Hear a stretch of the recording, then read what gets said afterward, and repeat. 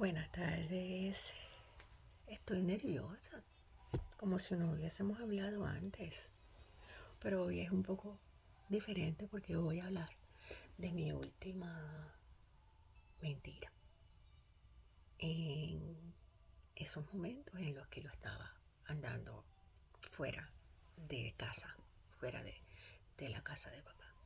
Y esa es la más que me choca en este momento.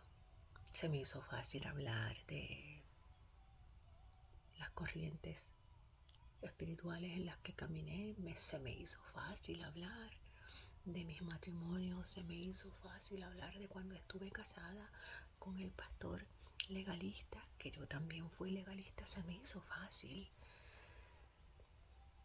Si lo comparamos a cómo me siento ahora, a eso es lo que me refiero. Se me hace fácil hablar de lo normal, que no es santo, y saben que no se me hace fácil hablar de eso. Hablar de lo que les vengo a hablar hoy. Ese es el huesito duro de roer. El huesito duro de roer. Por eso vamos a orar. Vamos a orar rápido. Señor, te amo y te adoro porque tú eres mi Dios, el que me creó aún sabiendo cuán bajo yo iba a caer, el que me creó aún sabiendo todas las veces que te iba a fallar, el que me creó aún sabiendo que yo iba a ser una abominación. Me creaste aún sabiendo eso por amor, por amor. Aún yo siendo una abominación, me fuiste a buscarme, me fuiste a sacar de donde estabas. Me fuiste a sacar y me limpiaste, me devolviste toda autoridad y todo poder. Me vestiste, me pusiste calzado, me pusiste el anillo. Me sentaste en una mesa que tú preparaste, aun cuando yo fui una abominación, porque no me viste como abominación. Me viste como tu hija. Me viste como tu hija. Una hija que se había ido y tú estabas esperando. Me fuiste a buscar. Tú eres bueno. Y así mismo quieres buscar a todos tus hijos. Así mismo estás esperando porque tus hijos regresen. Así estás esperando por los que aún no te conocen. Porque los amas. Los amas. Diste a Jesús, tu único hijo, por todos. Por todos. Y estás esperando. Estás esperando. Gracias. Te pongo en tus manos este mensaje. No quiero ser yo, quiero que seas tú hablando a través de tu sierva. Pon en mí las palabras correctas. Lléname de gracia, de amor, de compasión. Quiero que seas tú, Señor, hablando. En el nombre de Jesús. Amén. ¿Qué te puedo decir? Ya escuchaste un poco. Sí, yo caminé como una lesbiana, pero después cambié a pansexual. No voy a entrar en definiciones porque de eso no es lo que quiero hablar. Quiero hablar de que Dios no me vio como lesbiana, papá no me vio como pansexual, me vio como su hija. Él no me llamó por nada de eso. Él no usa esas etiquetas. Él nos levanta y nos llama hijos, hijas. Eso es todo. Él no sabe. Hijo, o él sabe, porque él lo sabe todo. Pero no me entiende lo que quiero decir. Él no usa esas etiquetas. Él no nos llama por nuestros pecados. Te lo voy a probar bíblicamente ya mismo. Dice Romanos 3, 23 y 24. Pues todos hemos pecado. Nadie puede alcanzar la meta gloriosa establecida por Dios. Sin embargo, Dios en su gracia nos declara justos a sus ojos cuando ponemos nuestra fe en Cristo Jesús, quien nos liberó del castigo de nuestros pecados. El Espíritu Santo me dio este título: No hay pecado ni abominación demasiado grande para la gracia, porque no lo hay.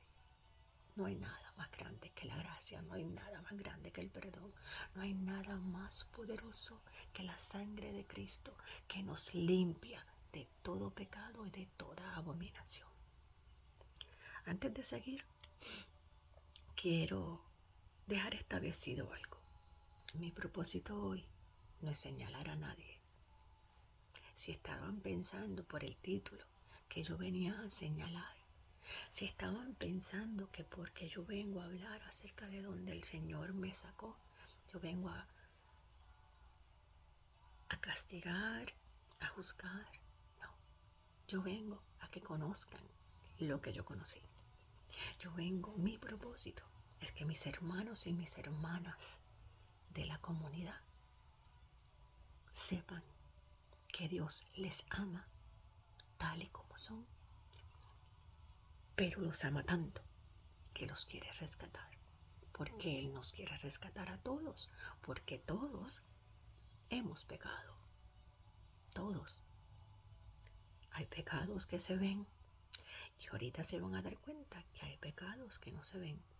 Hay abominaciones que se ven, pero hay abominaciones que no se ven. Ahí está, ahí está. Todos, todos somos abrazados por la gracia, gracia que no nos merecemos. Pero Él es tan grande, Él es tan bueno, que ahí está, pendiente, listo, listo, para cuando nosotros decidimos venir a Él. Vamos a establecer la diferencia entre pecado y abominación. Pecado viene del griego amartía, que significa errar en el blanco, cuando no logramos hacer lo que papá quiere. Nuestro blanco es obedecerle. Cuando no lo logramos, eso es un pecado. Sencillo, ¿verdad? Pablo dice, por cuanto todos pecaron, lo leemos ahora mismo. Nadie queda fuera. Todos, todos. Pero la gracia, cuando creemos en Él, en Cristo Jesús, nos extiende su gracia y Él limpia todo pecado. Pero vamos a ver, ¿qué es abominación? ¿Qué es abominación? En hebreo, la palabra toeba, que es abominación, describe algo repulsivo ante Dios, no solo por ser incorrecto, sino porque contradice directamente su santidad. Es algo que va en contra de su carácter santo. Es algo que va más allá de no lograr el blanco. Es algo que tiene que ver con conducta, que tiene que ver con alma, con espíritu. Cuando nosotros no logramos el blanco, es fácil. Volvemos. Cuando tiene que ver con una conducta, es un poco más difícil la restauración. La restauración, porque estamos yendo en contra directamente de su carácter. De su carácter. Cuando hablamos de abominación, rápido pensamos en pecados sexuales. Es normal, a mí me pasó. A mí me pasó. Sin embargo, si vamos cogiéndolas como van apareciendo en la Biblia, eso no es el primero. No es lo primero que aparece. Cuando hago el estudio, que pienso que es el primero que se comete, una abominación sexual, es la primera que se comete, tampoco es la primera abominación que aparece registrada. No, tampoco. Vamos a ver cómo aparece en la Biblia. Deuteronomio 7:25. Las imágenes talladas de sus dioses quemarás en el fuego. No codiciarás la plata ni el oro que las recubren, ni los tomarás para ti. No sea que te enredes con ellos, porque son abominación al Señor tu Dios. La primera abominación que aparece en la Biblia es la idolatría. no es la abominación sexual. No lo es. En Levíticos 8:22 se habla de la abominación sexual y más adelante Pablo habla de la abominación sexual. Sí, pero el primero que aparece es Deuteronomio y realmente aparece antes. La primera vez que se establece como una abominación es en Deuteronomio, pero eso apareció en Génesis cuando la esposa de Jacob se robó los ídolos de su papá y se los llevó para el campamento. Y se formó un vallú porque ella traía el anatema al campamento y tuvieron que deshacerse de los ídolos. Y cuando el pueblo le pide, porque el pueblo fue el que pidió las leyes, el primero fue: no tengan ídolos, porque es una abominación al Señor tu Dios. Y luego se establecen las demás abominaciones. Pero entonces tenemos como muy mala costumbre nosotros los cristianos. Ahora voy a hablarle a mis hermanos. Tenemos es una costumbre muy fea que hace que las personas se aparten, no quieran llegar a la iglesia, no quieran llegar a Dios, pensando que es Dios el que los ve así, cuando realmente es que tú y yo estamos siendo una mala representación del Padre. Tú y yo. Cuando señalamos el pecado y la abominación de cualquier otra persona sin tomar en consideración la nuestra. Mayra, ¿de qué estás hablando? Vamos a Proverbios. Necesito ir a Proverbios. Vamos a Proverbios. ¿Qué dice Salomón? Proverbios 6, 16, 19. 6 cosas hay que el Señor odia, y 7 son abominación para él: ojos soberbios, lengua mentirosa, manos que derraman sangre inocente, un corazón que trama planes perversos, pies que corren rápidamente hacia el mal, un testigo falso que contradice, que dice mentiras, y el que siembra la discordia entre hermanos. Ojos soberbios, lengua mentirosa, manos que derraman sangre inocente, y sabemos que cuando no perdonamos, cuando sentimos odio, ya estamos derramando sangre inocente. Lo vemos porque eso lo establece Jesús. Un corazón que trama planes perversos, las intenciones del corazón, pies que corren rápidamente hacia el mal, no evitan el mal. Un testigo falso que dice mentiras. Oye, está repitiendo lengua mentirosa, testigo falso. Para el Señor la mentira es abominación. Y el que siembra discordia entre hermanos, el chisme, la calumnia. Entonces, hermano, hermana, nosotros todos estamos en alguno de esos, sino en varios. Pero somos fáciles en señalar a aquellos que se ven. Somos fáciles en señalar, en juzgar, en apedrear a aquellos que se ven. No, la gracia nos abraza a todos. Gloria a Dios que la gracia nos abraza a todos.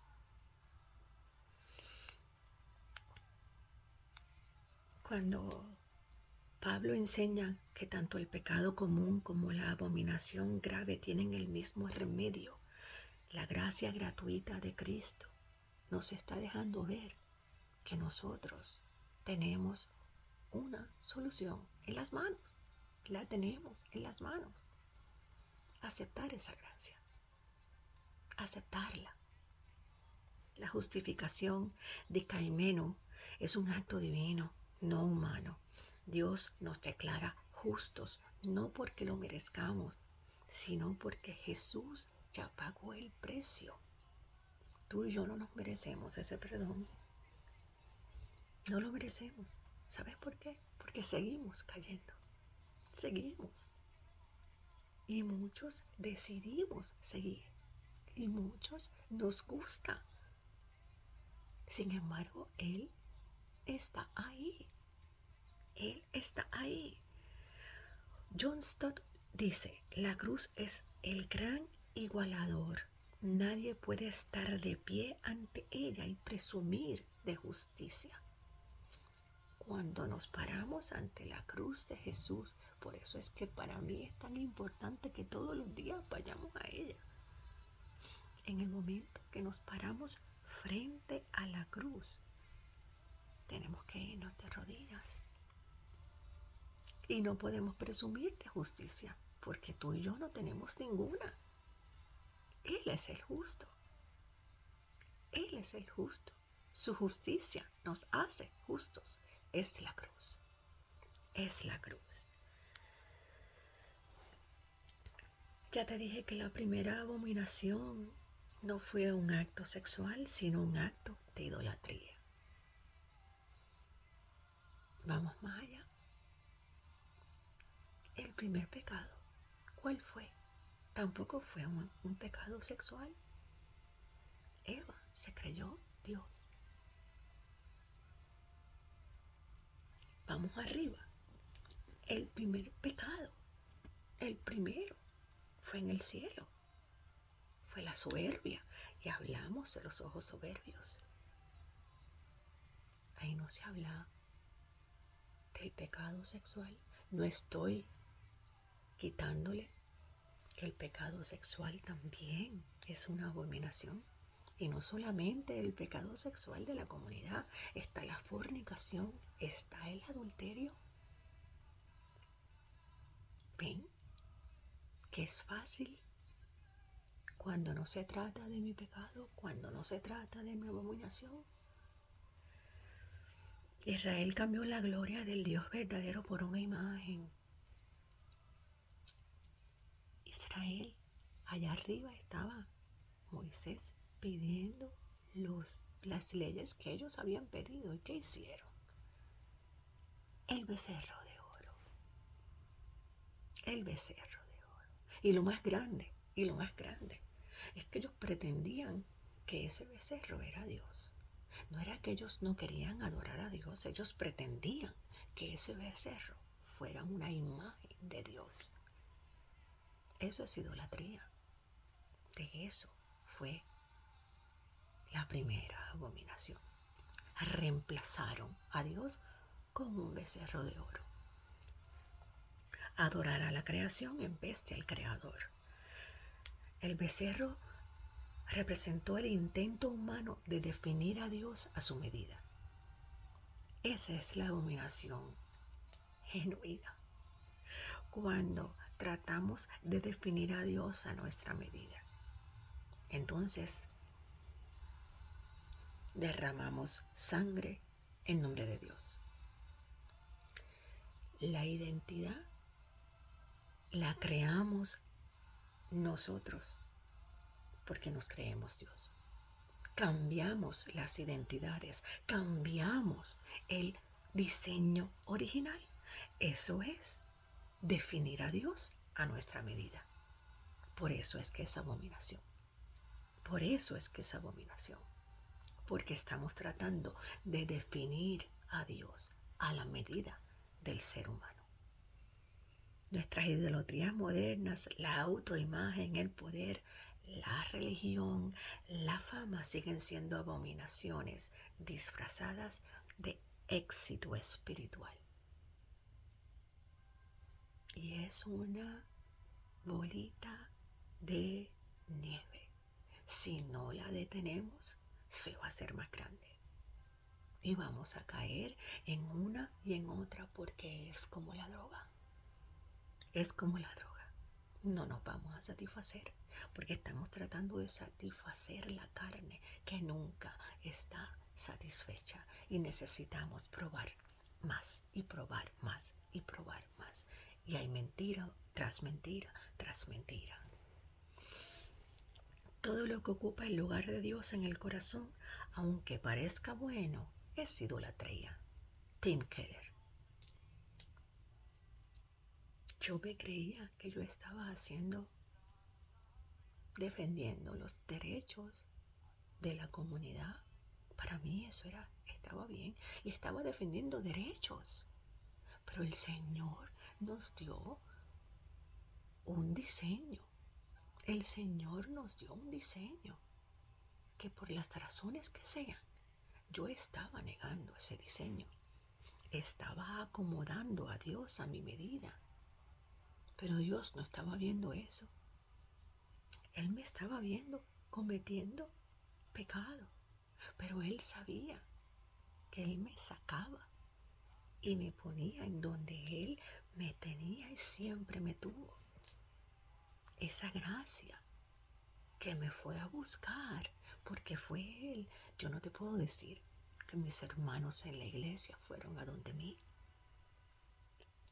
Ninguno, ninguno. Me miraban por encima del hombro. Por eso puedo hablar como hablo hoy, porque yo recibí eso. Por encima del hombro, que bajo caíste. Sin embargo, hubo otros que condonaron mi pecado. Lo condonaron. Tampoco se trata de eso, porque la gracia transforma, porque el perdón transforma, porque su sangre es milagrosa y transforma, me devuelve mi identidad real, no las etiquetas del mundo, la identidad real. Las etiquetas del mundo dividen. Hermano, hermana, peleas porque quieres que te traten igual, pero te sigues dividiendo. ¿Cuántas identidades hay? ¿Cuántas busca? Y nos seguimos dividiendo, dividiendo, dividiendo, dividiendo. Más confusión, más confusión, más confusión. Hay una sola verdad. Somos hijos e hijas de Dios. Somos criaturas hechas por su mano. Él no se equivoca. Él es perfecto. Y su palabra me dice cuál es su diseño original. Luego yo me voy a sentar con ustedes directamente. Hoy no, hoy estoy hablando de la gracia. De la gracia, que es la que transforma. Yo no cambio a nadie. Yo quiero hablarte del que me sacó, del que me liberó, del que me restaura todos los días, del que me ama, del que te ama, te creó por amor. Nosotros en la iglesia, los hijos de Dios, te hemos hecho mucho daño. Yo lo sé, porque lo hicieron conmigo. Yo sé cómo te sientes, pero yo te digo que Dios no es así. Somos malos representantes de nuestro Padre. Estoy consciente de eso, pero Él no es así. Escúchame, quédate un rato más para que veas de lo que te hablo. Toda abominación puede ser lavada por la sangre de Cristo. Dice Primera de Juan 1:9. Si confesamos nuestros pecados, Él es fiel y justo para perdonar los pecados y limpiarnos de toda maldad. Cuando hablamos de toda maldad, eso habla de abominación. Cuando vamos a la base del griego, cuando habla ahí de toda maldad, es abominación. Es la sangre de Cristo. Es Él cuando confesamos nuestros pecados, todos los que sean. Él es fiel y justo para perdonar los pecados y limpiarnos de toda maldad. Dice Juan 3, 16 y 17. Este es un versículo que lo decimos como Filipenses 4:13. A veces lo usamos como una Tilenol. Pero vamos a pensar bien ahora. Porque de tal manera amó Dios al mundo, que dio a su Hijo unigénito, para que todo aquel que en Él cree no se pierda, mas tenga vida eterna. Porque Dios no envió a su Hijo al mundo para juzgar al mundo, sino para que el mundo sea salvo por Él no vino a juzgarnos. Soy yo lo que te estoy diciendo, hermano, hermana. De la comunidad, Él no juzga. Su palabra me dice que Él no envió a Jesús para juzgarte, para salvarte. Él envió a Jesús porque te ama, para salvarte. Te ama tanto que aún sabiendo que nosotros íbamos a cometer pecado, los que fueran, que íbamos a cometer abominaciones, las que fueran, aún así nos creó porque Él lo sabe todo. Él sabía que no íbamos a hacer lo que Él quería y nos creó para salvarnos, no para juzgarnos, no para juzgarnos. Te voy a dar un ejemplo, varios, rápido. Cuando Jesús vino,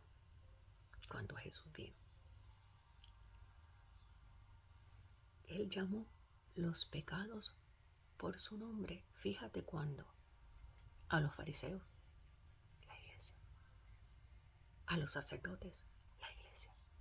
A ellos les dijo hipócritas. Les dijo sepulcros blanqueados. Los enjuició. Ahora, a la mujer adúltera no la llamó adúltera. Le dijo, hija, levántate. Yo no te juzgo. Yo tampoco te juzgo. Yo no te condeno. Vete y no peques más. No la llamó por su pecado. La llamó hija. A la samaritana habló de los pecados de ella, pero no le dijo pecadora. No le dijo pecadora.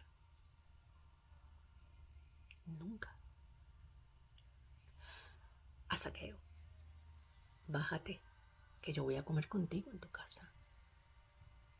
No lo llamó pecador. Se sentó con él. A la mujer del flujo de sangre, que la veían como un anatema. Hija, levántate, tu fe te ha salvado. Tocaba a los leprosos, que eran abominaciones para los fariseos y los sacerdotes. Los tocaba. Habló con Nicodemo, oculto. Nunca yo vi a Jesús, nunca en la Biblia vi a Jesús llamando a alguien por su pecado. Porque Jesús no te llama por los pecados. Jesús te llama por tu nombre. Te llama por tu nombre, no por tu pecado, no por las etiquetas. No, te llama por tu nombre, porque te ama. Jesús te va a buscar y te llama por tu nombre. Te levanta, te viste, te limpia, porque te ama. Nunca te va a llamar por el pecado. El que nos llama por los pecados es Satanás, porque sabe que de esa manera nos mantiene condenados. De esa manera nos mantiene atados. Pero Jesús nunca condena. Ni yo te condeno, le dijo a la mujer adúltera, ni yo te condeno. Y él era el que podía. Él era el que podía. Sin embargo, los fariseos y los sacerdotes se tuvieron que ir porque sabían que él los podía condenar. Se fueron huyendo. Ella se quedó. Recibió perdón, recibió restauración, pero también la amonestación: no peques más. Era un pecado sexual. ¿Te fijas? Era un pecado sexual. Adulterio. La cogieron en adulterio. La llevaron desnuda, en la vergüenza total. Y Él la cubrió con su gracia. Él lo hizo conmigo y lo quiere hacer contigo. Jesús vino a buscar y a salvar lo que se había perdido, no lo que ya estaba limpio. Él tocó al leproso, defendió a la mujer adúltera y comió con los publicanos, con Zaqueo.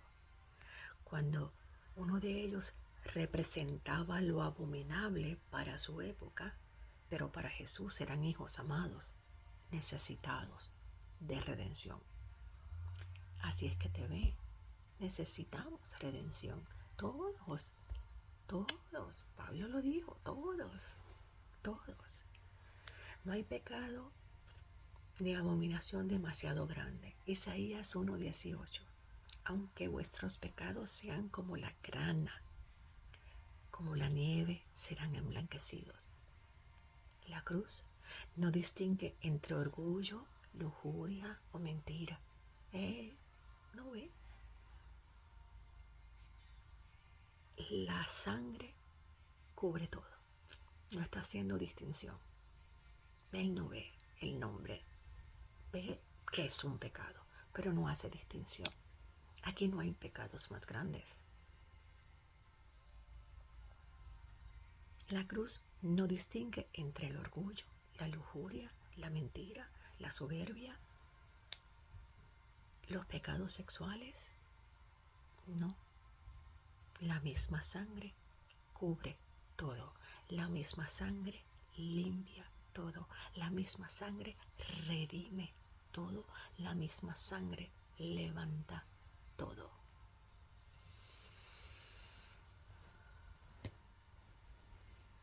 Hermano, hermana, de la comunidad, me viste caminar contigo. Puedes decir lo que seas. Tienes base para decirlo. Yo te amo. Y como te amo, quiero decirte esto directamente. Cuando Jesús habló con la mujer adúltera, estas fueron sus palabras. Las quiero decir textuales. Juan 8, 10 y 11. Enderezándose Jesús le dijo, mujer, mujer, ¿dónde están ellos? Nadie te ha condenado. Y ella le responde, nadie, Señor. Y Jesús le dijo, yo tampoco te condeno, vete y desde ahora no peques más. Jesús no justificó el pecado de ella, pero tampoco la condenó. A la mujer adúltera le dijo, ni te condeno, vete, pero no peques más. Ese mismo tono de amor, sin relativismo, sin juicio, lleno de compasión, es el que está diciéndote a ti de esa misma manera. Yo sé que la iglesia no lo ha usado. Yo sé que la iglesia se presta para ser los sacerdotes y los fariseos que estaban dispuestos a apedrearla, yo lo sé. Pero es Jesús el que te está hablando. Para Él no hay pecado ni abominación grande. No lo hay. Él lo que quiere es que no pequemos, que le obedezcamos. De eso se trata, ser sus hijos, obedecer a papá. Un padre amoroso, compasivo, paciente, manso, humilde.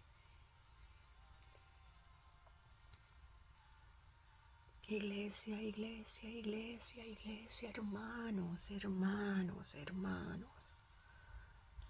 Yo fui apedreada por ustedes. Fue Dios, fue Él. Yo no tuve un buen ejemplo de ustedes, no lo tuve. No lo tuve. Unos me apedrearon y otros me condonaron. No recibí la gracia transformadora de ustedes. Tenemos que reflexionar, tenemos que sentarnos, porque aquí todos, hermano, hermana, aquí todos somos pecadores. Todos somos abrazados por la gracia, aun cuando no la merecemos. Tú puedes ser soberbio, tú puedes pecar de mentiroso, de chismoso. Ellos están caminando en pecado sexual, como ustedes fornican, como ustedes adulteran y no necesariamente se tienen que acostar con alguien para cometer fornicación o adulterio. Porque eso nos enseña Jesús, con que tú desees la esposa de alguien, el esposo de alguien, ya es fornicación, ya es adulterio. Jesús no ve el nombre del pecado. Su sangre no vino a borrar el nombre de los pecados, vino a borrar el pecado. El pecado. Hermana, hermano de la comunidad, no eres una abominación. Ese no es el mensaje. Eres amado, eres amada. La gracia de Cristo te puede transformar, puede liberar de todo lo que el pecado ha distorsionado. Eres amado. Perdónanos. Te pido perdón por la iglesia. Te pido perdón por la iglesia.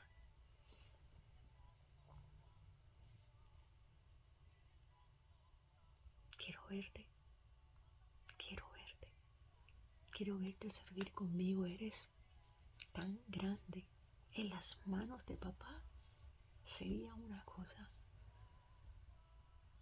Porque al que mucho se le perdona, mucho ama. No te fijes en nosotros. Somos igual de pecadores que tú y fallamos también. En la comunidad nos fallamos. También acá, porque seguimos siendo seres humanos. El que no falla es Dios. El que no falla es Jesús. Timothy Keller dice, el Evangelio no nos dice sé bueno y Dios te aceptará, nos dice Dios te acepta en Cristo y eso te hace nuevo. No esperes cambiar porque tú y yo no podemos cambiar solos. Vamos a venir tal y como estamos. Así fue que yo vine. Así. Dice Juan 13, 34, 35. Un mandamiento nuevo les doy, que se amen los unos a los otros. Que como yo los he amado, así también se amen los unos a los otros. En esto conocerán todos que son mis discípulos, si se tienen amor los unos a los otros. Jesús encarnó la verdad en su amor. Él no fue verdad solamente, Él es amor.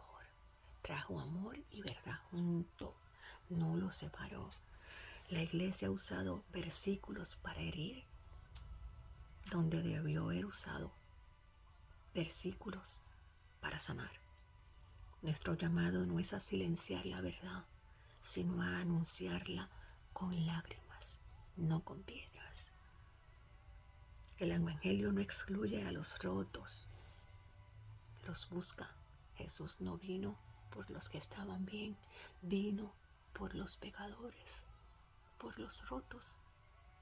No divide por etiquetas, ofrece identidad nueva en Cristo. Efesios 2:14. Él es nuestra paz, que de ambos pueblos hizo uno. Cuando la iglesia predica sin amor, se vuelve hipócrita. Cuando ama sin verdad, pierde su poder redentor. El equilibrio del Evangelio se encuentra en una verdad dicha con ternura y con amor para que conduzca al arrepentimiento. Ningún pecado te hace irredimible. Ningún pecado es más grande que la gracia. Ninguna abominación te deja fuera del alcance de Jesús. Ninguna abominación es más grande que la gracia. El amor de Dios no aprueba el pecado, pero se retrae de quien peca. Pero no se retrae de quien peca. El amor de Dios no aprueba el pecado, pero no se retrae de quien peca. Pecamos porque el pecado nos aleja. Nosotros cuando decidimos pecar, somos quienes nos estamos alejando de Él. Hoy la invitación no es a justificar tu vida, sino a entregarla.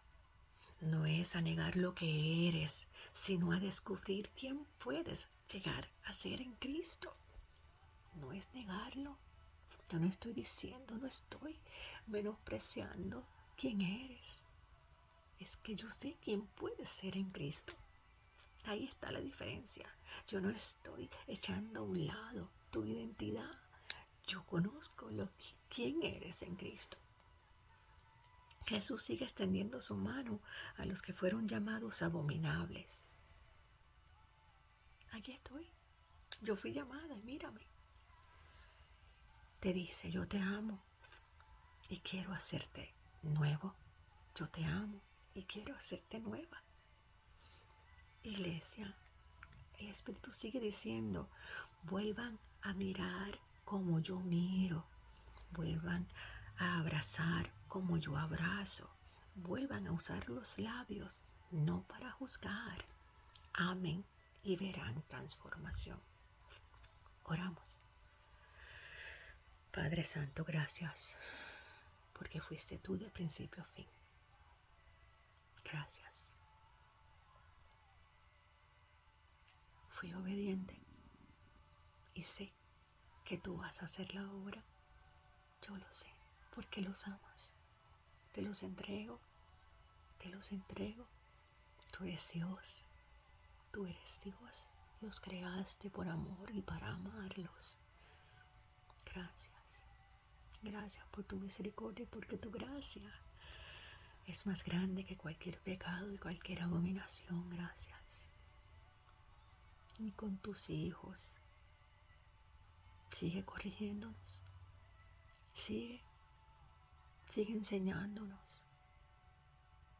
Que conozcamos cada día más la gracia, el amor y la verdad para parecernos a Jesús y poder hablar de la verdad con nuestros hermanos con amor y gracia como tú lo haces.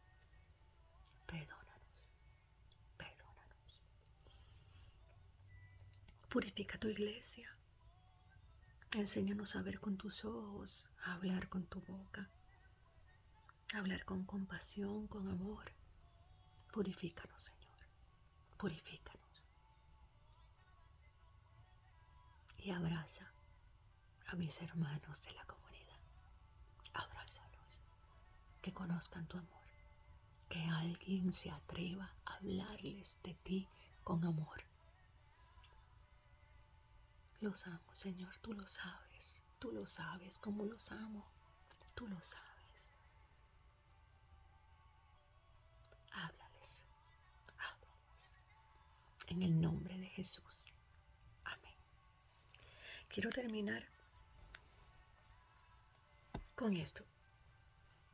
Cuando entendemos que la cruz no clasifica, nos damos cuenta que la cruz iguala a todos bajo la misma gracia.